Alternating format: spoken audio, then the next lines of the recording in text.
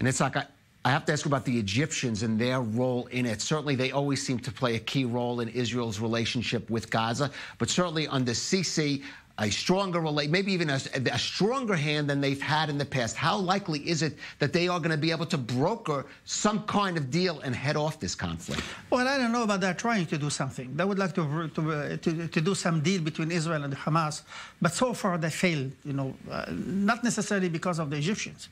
And I think that this is because of the stubborn positions of the Palestinian Authority and the Hamas.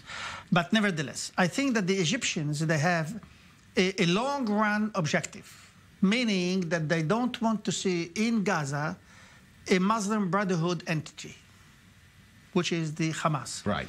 Do it, together with the Palestinian Authority is fine.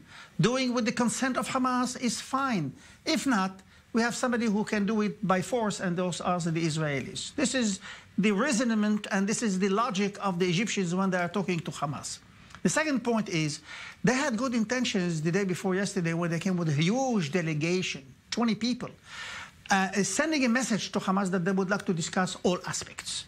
Whether it will be the reconciliations, whether it will be the humanitarian aspect, whether it will be the kind of ceasefire between the Israelis, they want to talk about everything. And suddenly what happened with the missiles, launched against Beersheba and up north Israel, toward the coast, yeah. Of the coast.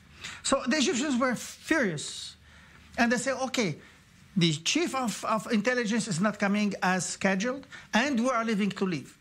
Today, from these 20 people, only 4, they came back. And those 4 people belong all to one department, which is the Palestinian department.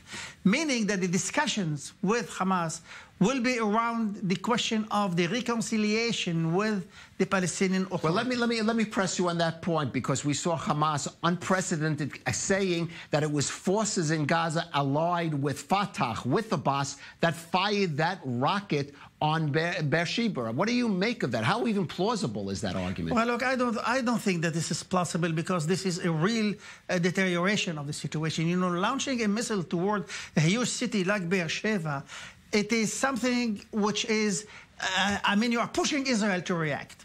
But look, I have to make it very clear. Israel did it very clear. They say it very clear.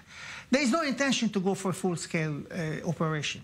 Or what everybody says, ground forces entered and capturing Gaza. There is no need for that.